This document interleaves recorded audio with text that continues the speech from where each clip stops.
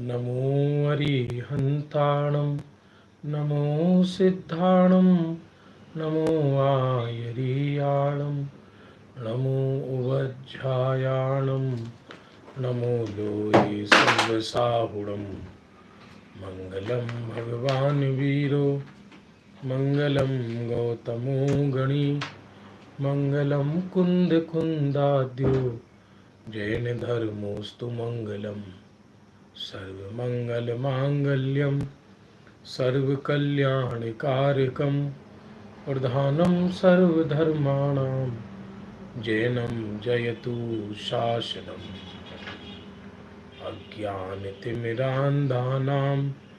ज्ञानाञ्जनशलाकया चक्षुरुन्मीलितं येन तस्मै श्रीगुरुवे नमः।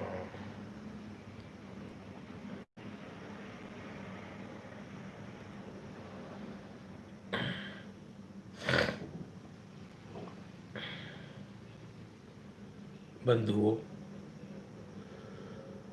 संध्याकालीन स्वाध्याय का समय हो चुका है।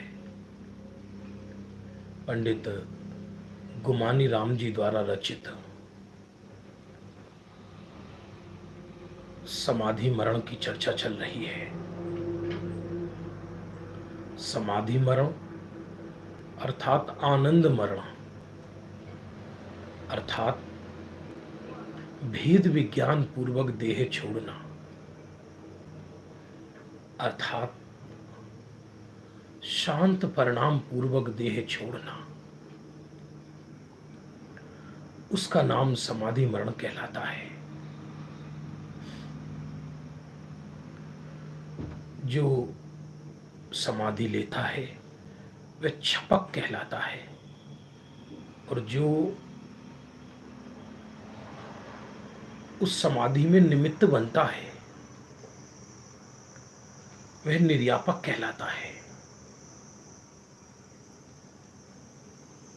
सच में तो ये एक आनंददायी कला है जीवन जीने की, जहां पर्याय मात्र से व्यामोह छूट जाता है और एकमात्र शुद्धात्म में स्थित हो जाता है ये जीव। हर किसी के बस की बात नहीं है ये। विश्व में बहुमत तो दुखी और अज्ञानियों का ही रहता है। कोई ये सोचे कि कितना प्यारा जैन धर्म है, इसको सब समझ ले, ये संभव नहीं है,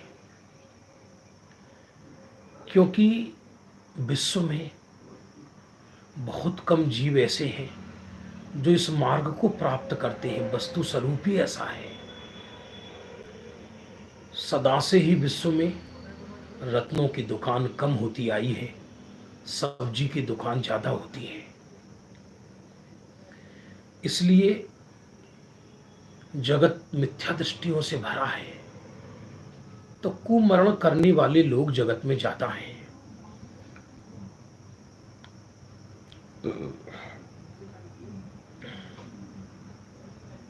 ये तो कोई ज्ञानी धर्मात्मा जिसे सत्य ज्ञात हो गया हो, विश्व में से सुख बुद्धि का अभाव जिसके हो गया हो, शांत वृत्ति जिसकी हो गई हो, ऐसा जीव ही सल्लेखना अंगीकार कर पाता है।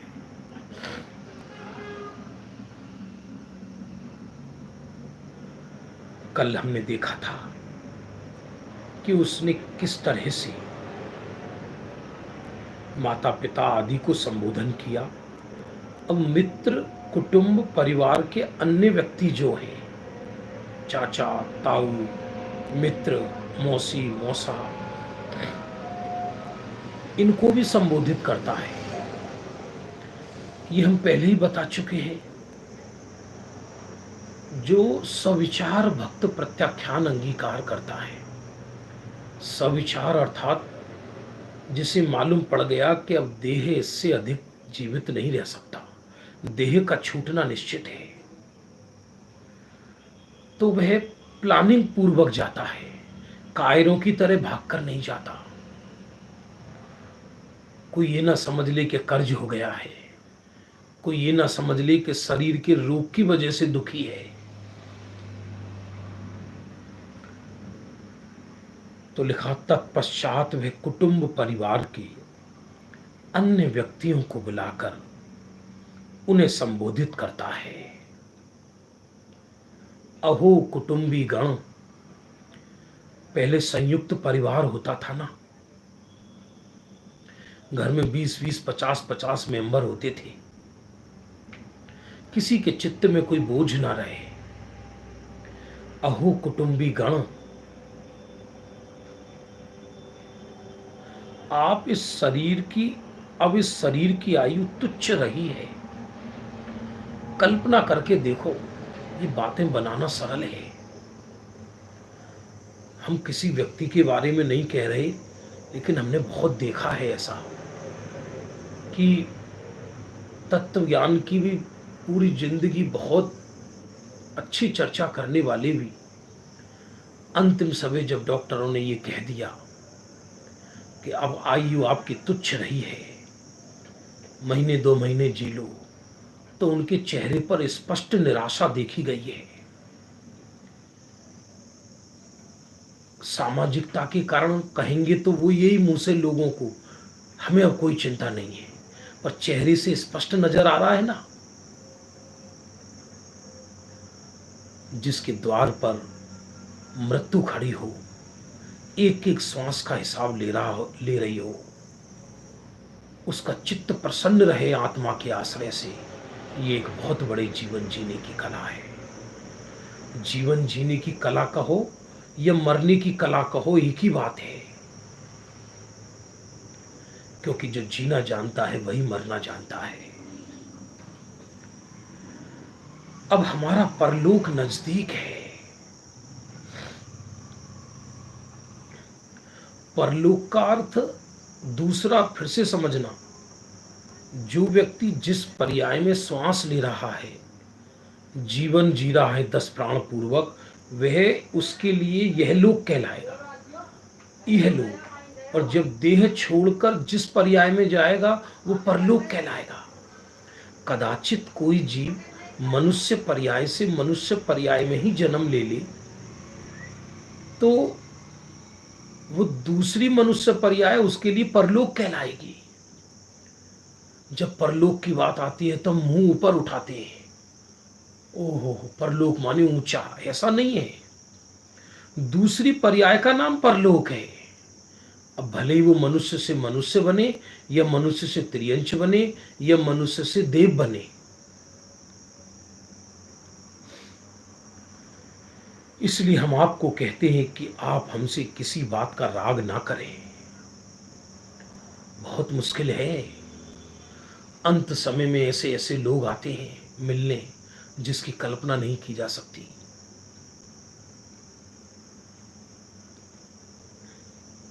अज्ञानी जीव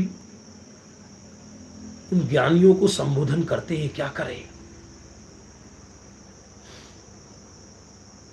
अथवा जगत की बातें करते हैं, डराते हैं, कुछ नहीं, कोई बात नहीं है, व्रत तप संयम बाद में हो जाएगा, जिंदगी रही तो, जान है तो जहान है, आप चिंता नहीं करो, खा लो, कोई फर्क नहीं पड़ रहा, रात में क्या है, उसमें पंचम खाल चल रहा है, बाद में ले लेना प्रतिज्ञाएं, दूध पानी तो सारी दुनिया पी रही है, उसमें क्या है, जैसा पानी वैसा दूध, पी लो पी लो। भैया ये खोटा काल है, इसमें ऐसा काम मत करना जो सर आकुलता हो जाए। ऐसी सीख देने वाले ही आएंगे लाखों जीव। सत्य बात कहने वाला, उसकी संलेखना को उत्साहित करने वाला मिलेगा नहीं। कोई जड़ की क्रिया के नाम पर हतोत्साहित करेंगे, कोई अध्यात्म का छल ग्रहण करके हतोत्साहित करेंगे। लेकिन वो छपक कहता है कि हमसे अब कोई राग की बात ना करे, आपके और हमारी 4 दिन का संयोग था। वो अंतिम समय किसी के घर मान लो कोई संयमी, धर्मी,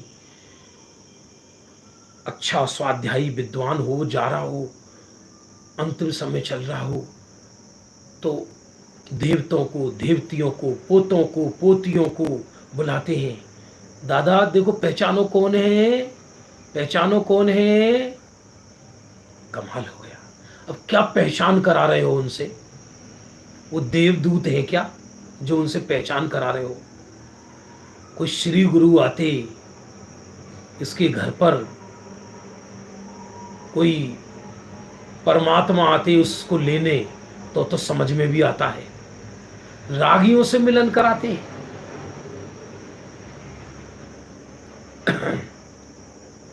और अंतिम समय मालूम नहीं पड़ता, वो ममता रह जाती है अंदर में।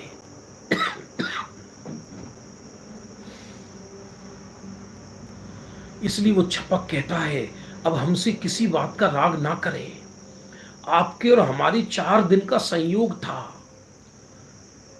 कोई तल्लीनता तो थी नहीं। आपका आत्मा न्यारा है, हमारा आत्मा न्यारा है। जैसे सराय में अलग अलग स्थानों की राही 2 रात ठहरे फिर बिछुड़ते समय भी दुखी हों, इसमें कौन सा सयानापन है? सराय बोलते हैं, मुगल जमाने का आया शब्द है। रात्रि को रुके, 2-4 बातें हुई, फिर चल दिए सुबह, फिर एक दूसरे को बिछुड़ते समय रोए, तो इसमें कौन सा सयानापन है?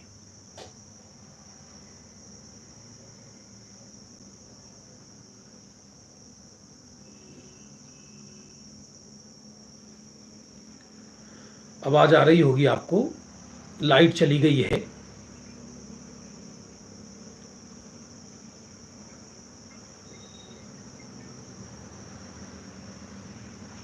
थोड़ी देर के लिए लाइट चली गई थी। इसमें कौन सा सयानापन है? इसी प्रकार हमें बिछुड़ते समय दुख नहीं है, किंतु आप सबसे हमारा क्षमा भाव है। रंच मात्र भी पड़ोसी के प्रति भी खेद रह गया। अरे अंतिम समय ऐसे तक भाव हो जाते हैं कि सब लोग मिलने आ रहे हैं, और यदि आत्मा का आश्रय नहीं हो, वास्तव में ज्ञानाभ्यास ना हो, तो संलेखना वल्लेखना कुछ नहीं होती, दुर्ध्यान हो जाता है। बस वो देखता ही रहता है कौन कौन आया और कौन कौन नहीं आया मिलने मेरे से। और जब बड़े बड़े लोग आते हैं मिलने, तो उसे बड़ा खुशी होती है कि मेरे से सब लोग मिलने आ रहे हैं। और यदि कदाचित कोई उससे मिलने ना आए तो उसके प्रति उसको क्षोभ होता है, खेद होता है, ये हमारा बैरी है, ये दुश्मन है, अब नहीं आया तो नहीं आया जी। अब बताओ, हंस उड़ने वाला है और परिणाम कहां अटके हुए हैं। इसलिए संलेखना ये सूरवीरों का काम कहा है, ये साधारण बात नहीं है, सूरवीरों का काम है, कायर व्यक्ति का काम नहीं है। छोटी छोटी बातों से उद्विग्न होता हो, छोटी छोटी बातों से क्षुभित होता हो, वो कैसे संलेखना ग्रहण करेगा? बहुत उदार चित्त चाहिए। पूरा विश्व आरती उतारने आए तो मन में रंच मात्र भी मुदित ना हो, और कोई व्यक्ति भी ना आ पाए उसके पास तो मन में खेद ना हो। आप सब आनंदमयी रहें। यदि आपकी आयु बाकी है तो आप धर्म सहित वे राग रहित होकर रहो। क्या धरा इस राग में?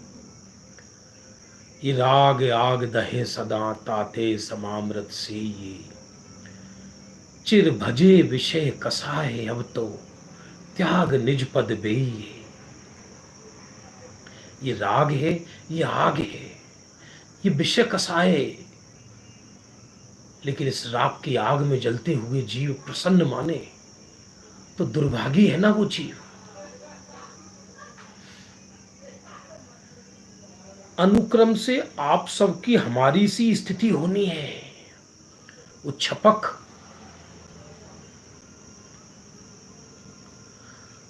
सबको ये कहता है कि एक दिन आपकी भी स्थिति हमारी जैसी होनी है।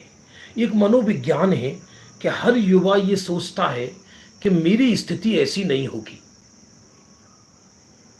वो ये सोचता है कि मेरी स्थिति ऐसी नहीं होगी।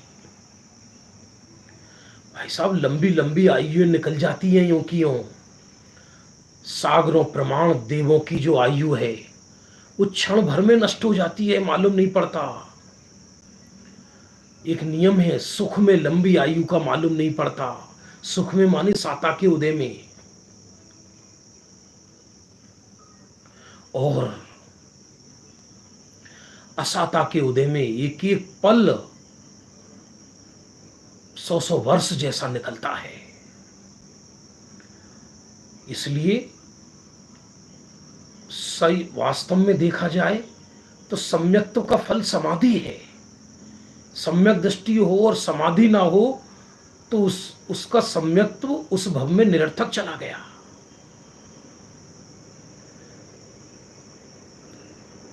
इसलिए सम्यक्त्व का फल संयम कहा, संयम का फल समाधि कहा।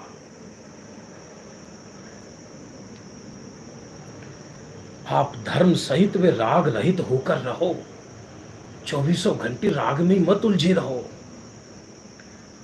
अनुक्रम से आप सबकी हमारी स्थिति होनी है, सबकी एक जैसी स्थिति होनी है। इस संसार का ऐसा चरित्र जानकर ऐसा बुद्धजन कौन है जो इससे प्रीति करे।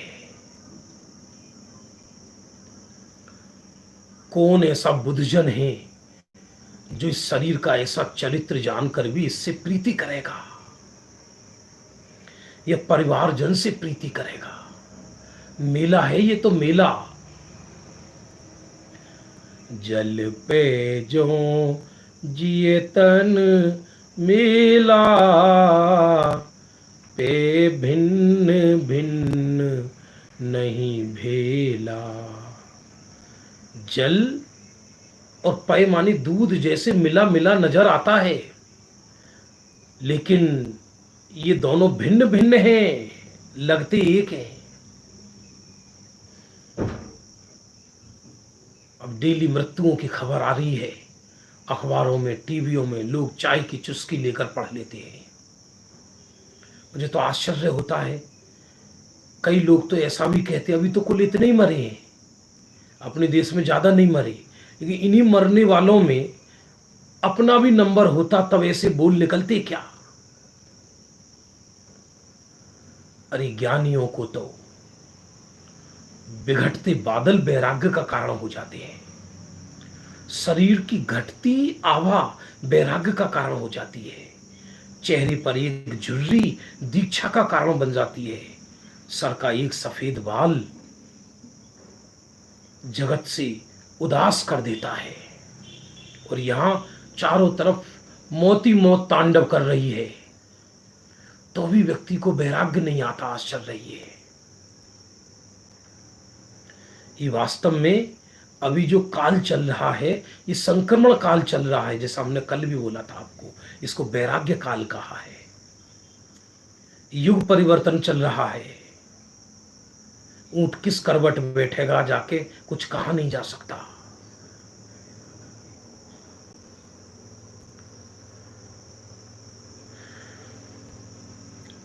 आप धर्म सहित और राग रहित होकर प्रवर्तन करो, इसलिए 24 घंटे हमको तैयार रहना चाहिए।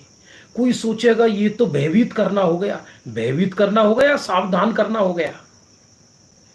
जब आग लग जाएगी तब सावधान होगा क्या। अनुक्रम से आप सबकी हमारी सी स्थिति होनी है। इस संसार का ऐसा चरित्र जानकर ऐसा बुद्धजन कौन है जो इससे प्रीति करे। ये तो बहुत बिरले पुरुष होंगे। शरीर में हजारों रोग हैं अंतिम समय, और माथा फटा जा रहा है। कैसा भी शरीर में विकृति हो सकती है, तो भी वो कुटुंब वालों को सांत्वना दे रहा है। रागी थोड़ी बैरागी को सांत्वना देंगे, बैरागी रागियों को सांत्वना देगा। कृपालु देव श्रीमद राजचंद्र जी प्रातः काल जिस दिन उनकी संलेखना होने वाली थी, उस रात्रि को अपने भाई मनसुख को कहते हैं, मनसुख, मन भारी मत करना, भाई की समाधि है, मृत्यु महोत्सव है, चिंता मत करना, मां का ख्याल रखना। ऐसा कहने वाला कौन होगा? इतने जागृत थे। हमारे गुरुदेव भी परम जागृत थे। बाद में देह का वश ना चले तो रागवश, देह पे वश ना चले रागवश, उस समय जो जो वहां उपलब्ध है वो क्या करें देह के साथ, इसमें छपक का क्या बस है फिर। इसलिए अंतिम समय अच्छे निर्यापक मिल जाना परम भाग्य से होता है। जिसने पूर्व जन्म में साधर्मियों की सेवा की है, श्री गुरुओं को देखकर उल्लसित हुआ है, जगत के जीवों से उदास रहा है, धर्मियों को देखकर प्रसन्न हुआ है, ऐसे जीवों को अंतिम समय धर्मी मिलते हैं। अंतिम समय किसी को धर्मी मिल जाना, धर्मी निर्यापक, ज्ञानी निर्यापक, तो समझना कल्प वृक्ष मिल गया, समझना मोक्ष सिद्ध शिला से कोई दूत आया है, उसको ऊर्ध्व गति ले जाने के लिए। साधारण बात नहीं है।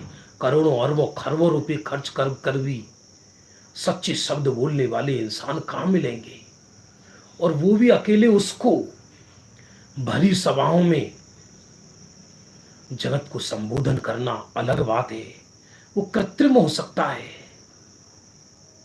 लेकिन जहां केवल अकेला एक छपक हो, जिसके शरीर से, देह से बदबू मार रही हो और शरीर छूटने वाला हो, और उस समय वो निर्यापक उसको मधुर वचनों से, आगम के वचनों से, जैसे सूखे हुए पुष्प में पानी दिया जाता है, उससे सिंचित करे, तो समझना जन्म जन्म का भाग्य जगा है। और अंतिम समय मोहियों की भीड़ इकट्ठी हो जाए, मोही क्या कहेंगे? यही तो कहेंगे, वहां ले चलो, वहां ले चलो, वो बढ़िया वाला हॉस्पिटल है, वहां ले चलो, वहां ले चलो, जो लाश की दुर्गतियां कर दे, एक नली ऊपर एक नली नीचे, पाप की कमाई पाप में गवाई, एक एक 50-50 लाख के बिल प्लस लाश ले जाओ साहब। मोही इससे ज्यादा और कुछ नहीं कर सकते, और क्या करेंगे मोही? और यदि ना करें तो एक तकलीफ और है, जगत वाले उनको नोच नोच के खा जाएं। देखो जीते जी मार दिया। बहुत मुश्किल है बंधुओं उचित मोक्ष मार्गी निर्यापक मिलना। अनुक्रम से आप सबकी हमारी सी स्थिति होनी है। इस संसार का ऐसा चरित्र जानकर ऐसा बुद्धजन कौन है जो इससे प्रीति करे? कुटुंब परिवार वालों को इस प्रकार समझाकर सम्यक दृष्टि छपक उन्हें सीख देता है। तत्पश्चात वे अपने पुत्रों को बुलाकर समझाता है। कदाचित पुत्र दोनों तरह के हो सकते हैं। एक पुत्र ऐसा भी हो सकता है जो इंतजार ही कर रहा हो, जल्दी देह छूटे इनका। एक पुत्र ऐसा हो सकता है कि जिसके मन में संताप हो।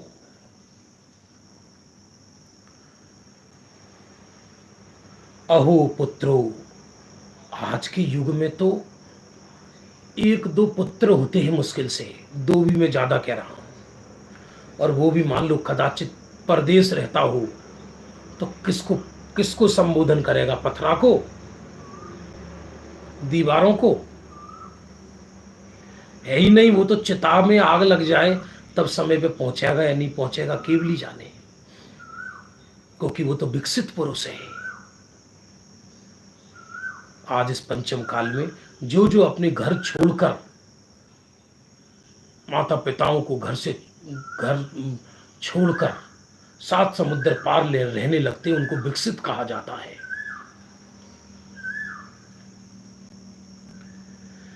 अहो पुत्रो, आप सब बुद्धिमान हैं, हमसे किसी प्रकार का मोह नहीं करें।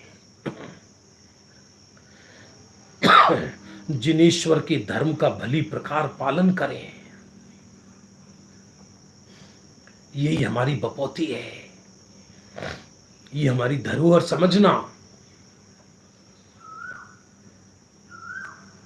वैराग्य शतक है भरतरी का, उसमें लिखा, जो संतान अपने माता पिता की समाधि में निमित्त नहीं होती, संयम में निमित्त नहीं होती, वो तो विष्टा के समान है।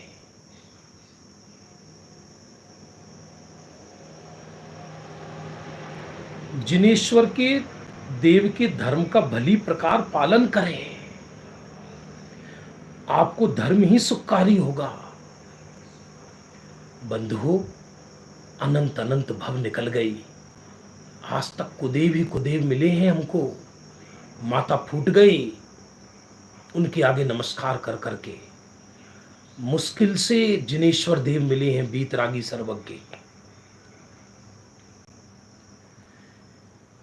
इसलिए जिनेश्वर के धर्म का भली प्रकार पालन करें, आपको धर्म ही सुखकारी होगा। कोई व्यक्ति माता पिता को सुखकारी मानता है, ये मोह का ही महात्म्य है। वो स्वयं पिता है ना, इसलिए समझा रहा है अपने पुत्र को। इसलिए छपक को भी देह की स्थिति बिगड़ने से पहले ही सर्व कार्यों से निर्भर हो जाना चाहिए। इसलिए पहले वानप्रस्थ आश्रम और संन्यास आश्रम दोनों अलग अलग होते थे। तो वानप्रस्थ आश्रम में घर में ही धर्म सन्यासी जैसा रहना, और सन्यास तो समाधि या दीक्षा।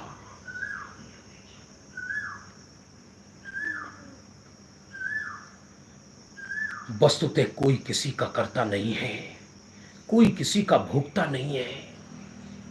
अरे ये नियम है, प्रत्येक द्रव्य अपनी ही पर्याय का कर्ता होता है, ये भी व्यवहार है।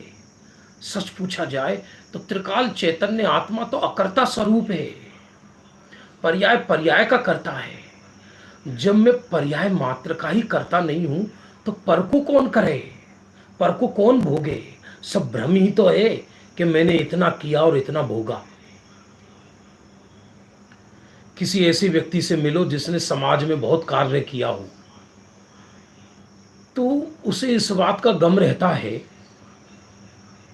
कि अरे साहब, हम कर करके मर गए, बहुत किया है, अब थक गए भैया, अब आप करो। समाधि बिगड़ेगी हुई यदि ऐसी सोच हुई तो। क्या किया है तुमने सिवाय राग द्वेष की? मान लो लोग हमको विधानाचार्य कहते हैं, अलग अलग है कहते हैं। अब हम किस किस को कहें कि भैया हम विधानाचार्य नहीं है, पर कहते हैं, चलो कहने दो। अब भैया हमने इतने विधान करा दिए, इतने विधान, तो थक गए, तो इसमें अपने लिए क्या किया? धर्म के नाम पर संस्थाओं में बैठ गए, हम संस्था चला रहे हैं साहब, और फिर अंतिम समय जब जिंदगी बीतने लगी तब ये स्वर निकलते, बहुत कर लिया साहब, जैसे कि कृतकृत्य हो गए हो, धरती इन्हीं के सर पर रखी है, क्या कर लिया? कुछ भी तो नहीं किया। जब अभी भी यही स्वर निकल रहे हैं, मिट्टी की हवेलियों के कर्ता बने फिर रहे हैं।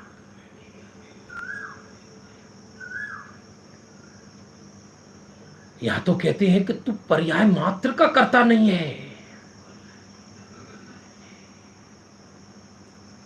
तो फिर इन जड़ दीवारों का कौन करेगा? ये मंदिर मैंने बनाया, ये समाज मैंने बनाई, मैंने इतने काम किए हैं, मैंने इतने काम रिकॉर्ड बनाने से लगाए जी, टूटे जा रहे हैं रिकॉर्ड। आज धर्म के महोत्सवों में भी हर व्यक्ति को एक ऐसी तृष्णा है, मैं किसी की बात नहीं कर रहा, मान लो मैं भी स्वयं हूं, भूतो न भविष्यति, विश्व का पहला, विश्व की पहली ये चीज, विश्व का पहला विधान, विश्व की पहली इतिहास, हर काम विश्व का पहला। सामान्य तो गायब है, विशेष ही विशेष है हर चीज, क्योंकि उसे ज्ञान भाव नजर ही नहीं आता। कहते कोई किसी का कर्ता हरता, कोई किसी का भोक्ता नहीं है। अरे वो छपक तो, वो जो आराधना कर रहा है उस आराधना का भी कर्ता नहीं बनता। मैंने इतने ग्रंथ पढ़ लिए, अब मेरी अच्छी गति होगी, ये सब उल्टे परिणाम है।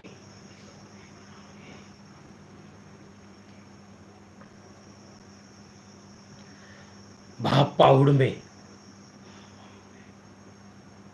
अष्टपाहुड़ ग्रंथ के अंतर लिखा, 10 पूर्वधारी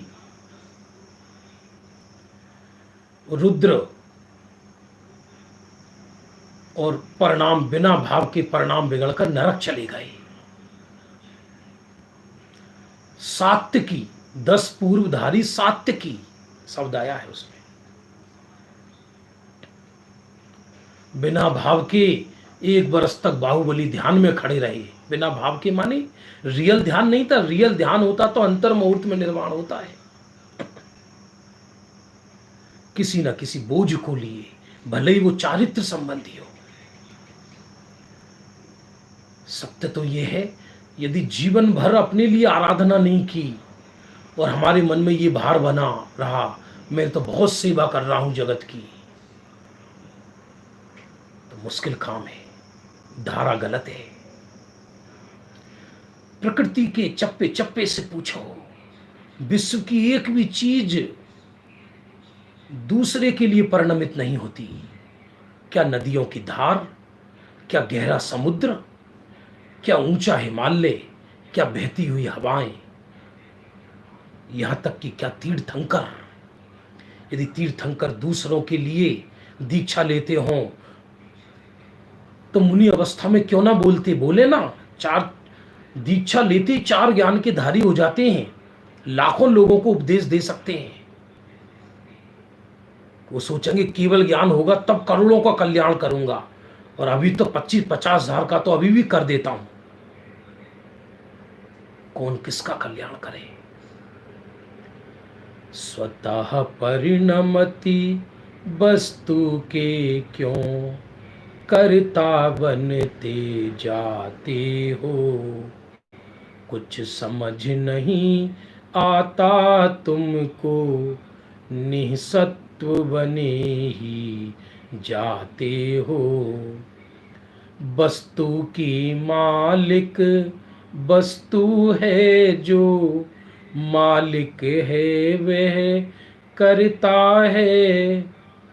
मालिक के मालिक बनकर क्यों नीति न्याय गवाते हो। वस्तु की मालिक वस्तु है, जो मालिक है वह करता है। अरे तीर्थंकर ने अपने परिवार वालों की भी चिंता नहीं की। उसी चचेरे भाई थे श्री कृष्ण नेमिनाथ जी के, तो नेमिनाथ थोड़ा समझाते उनको, घर गृहस्थी में अवधि ज्ञानी थे, उनको ज्ञात नहीं था क्या?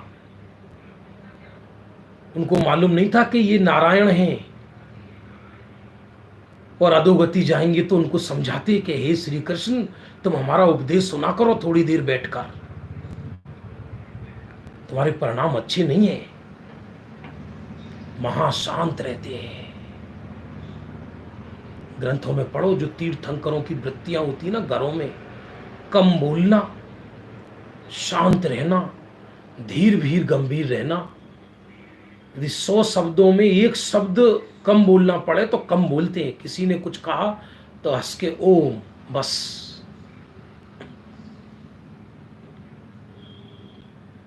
तो कौन करे कौन भोगे पर को। अब पर माने पर, भली वो देह हो, संसार हो, शरीर हो, राग हो, समाज हो, कोई हो, अपने त्रिकाली चैतन्य आत्मा को छोड़कर जो कुछ है वो सब पर है। कोई किसी का भोगता नहीं, सब पदार्थ अपने अपने स्वभाव के कर्ता भोगता है। ये भी प्रमाण का वचन है। यह परिणमति सा कर्ता, द्रव्य अपने परिणाम का करता है। यह बात प्रमाण की है, क्योंकि लहर को किसने किया, कि समुद्र ने किया, ये कहा जाएगा। पर और परमार्थ में भी परमार्थ देखें तो जो मैं चैतन्य सुमेरु हूं, मैं तो परिणाम मात्र का भी अकर्ता हूं। ऐसा जानकर परिणाम कहीं चला जाएगा ऐसा नहीं है, परिणाम भी रहेगा। पर्याय के लक्ष्य से पर्याय नहीं सुधरती। वो छपक बार बार ये विचार करे, अरे मेरे परिणाम बिगड़ गए, मेरे परिणाम सुधर गए, ऐसा थोड़ी नाटक होता है। वो तो ध्रुव पर लक्ष्य रहता है, तो ऑटोमेटिक परिणाम सुधरे हुए आते हैं। परिणाम, वो द्रव्य परिणाम का कर्ता होते हुए भी वो ज्ञानी अपने को अकर्ता मानता है, क्योंकि नित्य वस्तु अनित्य का कर्ता कैसे बने, ध्रुव वस्तु अध्रुव का कर्ता कैसे बने। इसलिए अब हमको पुनः समझाते हैं कि यदि आप व्यवहारता हमारी आज्ञा मानते हैं तो हम जैसा कहें वैसा करें। मान लो अंतिम समय कोई साधर्मी के देह की स्थिति बिगड़ गई, तो पुत्रों को तृष्णा का उपदेश देते हैं। लोग समझते हैं कि इन्होंने निवृत्ति ले ली। निवृत्ति कहाँ ले ली? वो जिस प्रवृत्ति या पाप भरी जिंदगी सारी उन्होंने भोगी, उसका ताज पुत्र को पहना दिया। इसका मतलब क्या हुआ कि जिन दुखों से तीर्थंकर घबराए, ज्ञानी घबराए, वो खुद छोड़ के जाना चाहता है, उस दुखों का ताज पुत्र को पहना रहा है।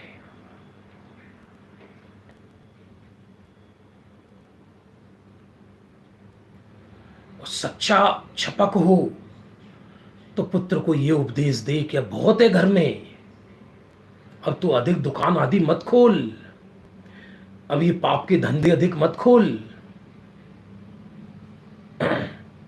और हिसाब पुण्य से आ रहा है, सुबह से शाम तक तो उपयोग जल रहा है और माथा फट रहा है, इसे कौन बुद्धिमान पुण्य कहेगा।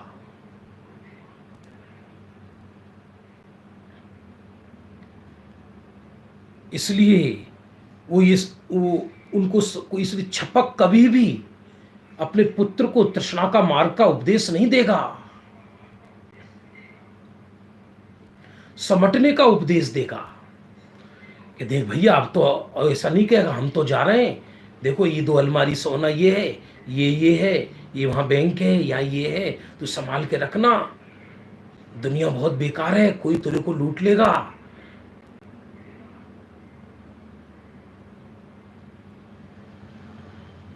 लेकिन वो क्या कहता है कि यदि तुम हमारी आज्ञा वास्तव में मानते हो तो हम जैसा कहें वैसा करें। सच्चे देव धर्म गुरु की दृढ़ प्रतीति करो, साधर्मियों से मित्रता करो। साधर्मी माने उत्कृष्ट, साधर्मी माने पंच परमेष्ठी। उत्कृष्ट साधर्मी माने अरहंत सिद्ध, मध्यम साधर्मी माने आचार्य उपाध्याय साधु, और जघन्य साधर्मी माने सम्यक दृष्टि ज्ञानी धर्मात्मा। ये कहलाए, ये मित्र हैं असली, इनसे मित्रता करो। पराश्रय की श्रद्धा छोड़ो। कोई हमको सुना दे, ये तृष्णा भी छोड़ो। सहज सुनने को मिल जाए तो आराधना करो। न सुनाने का व्यसन श्रेष्ठ है, न ज्यादा सुनने का व्यसन श्रेष्ठ है। व्यसन तो आत्म आसक्ति का होना चाहिए। अब उस आत्म आसक्ति के मार्ग में शीघ्र सहजी ज्ञानियों के वचन मिल जाए तो धन्य है भाग्य।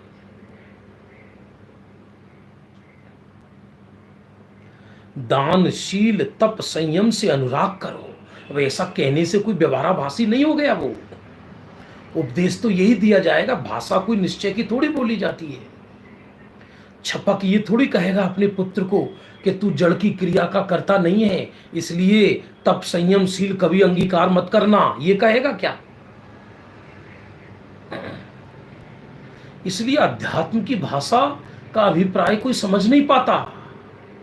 तो पुरुषार्थ सिद्धि उपाय ग्रंथ में आचार्य अमृत चंद्र देव ने उनके लिए कहा, तस्य देशना नास्ति, वो देशना के पात्र नहीं है।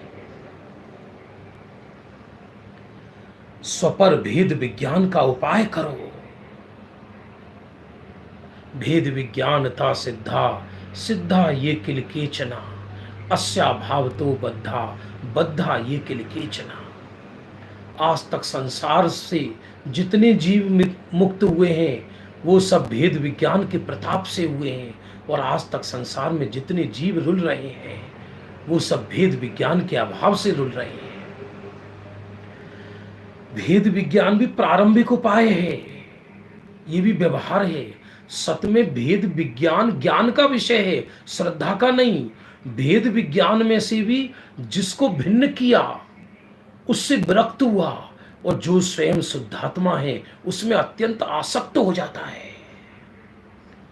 इसलिए ज्ञान की तरफ से है भेद विज्ञान नाम, और वास्तव में तो अभेद अनुभूति, इसका नाम भेद विज्ञान। भेद विज्ञान का फल है अभेद की अनुभूति। यदि भेद ही भेद का विकल्प चलता रहे तो वो यथार्थ भेद विज्ञान भी नहीं है। कल को मैं मेरी छत पे खड़ा होकर भेद विज्ञान करूं, अमेरिका मेरा नहीं जाओ छोड़ा, हिंदुस्तान मेरा नहीं जाओ छोड़ा, क्या बोलते हो? उम्र निकली जा रही है, अभी जड़ पत्थरों से भेद विज्ञान नहीं हो रहा। यदि पर द्रव्य से ही भेद विज्ञान नहीं होता हो अभी, तो भिखारी से भी ज्यादा गिरे हुए ठहराएंगे। क्योंकि ये पर द्रव्य का भेद विज्ञान तो भिखारी भी करा देता है जब दुकान पर आता है। सेठ जी कुछ दे दो, सब छोड़कर मर जाओगे। ये भेद विज्ञान तो उसने भी करा दिया। ये भेद विज्ञान करने के लिए समय सार खोला है क्या? समय सार तो ये कहता है कि मैं वृत्ति मात्र का करता नहीं हूं, भेद विज्ञान करूं इस विकल्प का भी मैं करता नहीं हूं।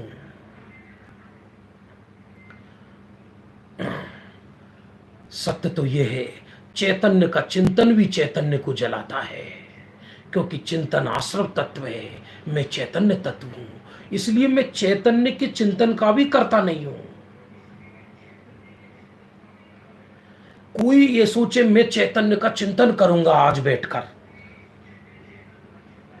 मिथ्या दृष्टि है। जैसे कोई विश्व में ऐसी मां मिली क्या आपको जो ये कहती हो कि आज मैं अपने बच्चे का चिंतन करूंगी? पागल है। उसके तो रोम रोम में बालक बैठा है, चिंतन क्या करेगी? सच पूछा जाए स्वरूप का प्रेम ही चिंतन है। तो जब स्वरूप का प्रेम अत्यंत जागृत हो तब उपयोग स्वरूप में समा जाता है, और जब स्वरूप का प्रेम थोड़ा कमजोर हो तो उस समय स्वरूप का चिंतन चलता है। सत्य समझना बात को। ये आर्टिफिशियल धर्म नहीं है। आज हम पूजन करेंगे, तुमने कभी पूजन भी की है क्या? जो पूजन करेंगे ऐसे पूजन होती होगी क्या? आज हम चिंतन करेंगे, हठ योगी है, हठ योगी। ये सारा विषय उसमें आएगा। द्रव्य दृष्टि प्रकाश 1 तारीख से प्रारंभ करेंगे हम, प्रातः काल 8:15 बजे से 9 बजे तक। हम तो हमारे परिवार 10-20 लोग जो हमारी जान जिनसे उनके लिए करेंगे हम तो, और अपना स्वाध्याय होगा, क्योंकि उपयोग दूसरी जगह ना भटके। आपको जुड़ना हो तो सुबह जुड़ना, शाम का तो चलेगा हमारा यथावत। प्रातः 8:15 से 9, 1 तारीख से द्रव्य दृष्टि प्रकाश ग्रंथ। ऐसा एक एक बोल है कि कलेजा फौलादी हो जाए, कमरे में नाचे जीव। पुरुषार्थ मूर्ति निहाल भाई सौगानी जी के पत्र और बोल हैं उसमें, जिनकी गुरुदेव श्री ने भूरी भूरी प्रशंसा की है।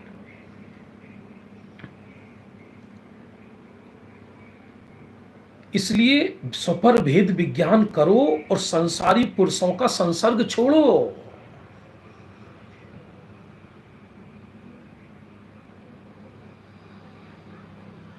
संसारी जीवों का संसर्ग छोड़ो तो सबसे पहले तो जो तुम्हारे परिवारजन है वही संसारी संसारी है।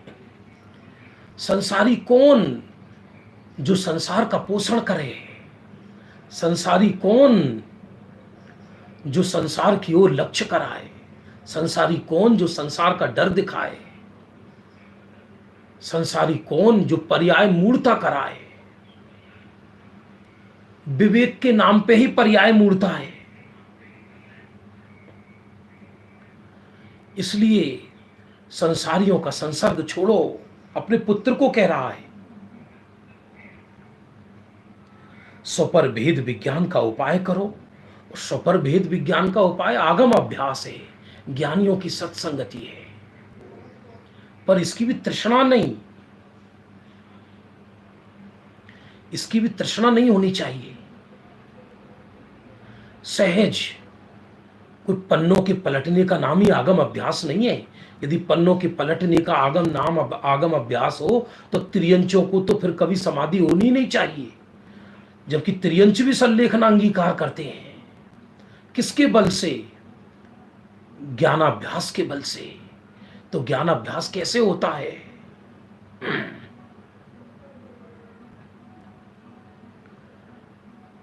वो चर्चा है। अब इसमें 2 दिन का विषय बचा है। वैसे तो समाधि मरण का बड़ा प्रकरण सुनना हो तो 1700 पेज या गाथाओं का, 1700 गाथाओं का इसका है भगवती आराधना में। कल या परसों 2 दिन में मैं भगवती आराधना से भी लूंगा। 17 तरह के मरण बताए हैं। घुट घुट के मरा, कूतड़े की तरह, बिल्ली की तरह, जहर खाकर, 17 तरह के मरण। ये कल विषय हो जाएगा। फिर 17 तरह के मरण में 5 तरह के मरण ज्ञानियों को ही होते हैं, आराधकों को ही होते हैं, भाग्यवान को ही होते हैं, भली होनहार वालों को ही होते हैं। उसकी चर्चा शेष कल करेंगे। अभी अपना समय हो गया। समय भी मैंने ऐसा रखा है, जो रुचिवंत होंगे वही जुड़ेंगे इसमें। कई लोग कह रहे आप थोड़ा समय बदल दो। मैंने कि ना भैया, अभी जो अपना चल रहा है, क्योंकि इस समय भले ही लॉकडाउन थोड़ा खुला है, फिर भी 7 बजे सब अपने घर में आ जाते हैं, भोजन पानी से निवृत्त हो जाते हैं। तो 7:15 से 8 बजे तक बहुत शांति का समय है एकदम। और 8:15 से 9 बजे का 1 तारीख से दोनों विषय चेंज हो जाएंगे। सुबह को द्रव्य दृष्टि प्रकाश, अद्भुत अध्यात्म, अध्यात्म की चरम सीमा, और शाम को चर्चा संग्रह लेंगे 1 तारीख से। अभी 31 तक ये समाधि मरण का विषय चलेगा। जावाणी के ज्ञान थे सूझे लोकालोक, सोवाणी मस्तक नमु सदा देत त्यों धोक।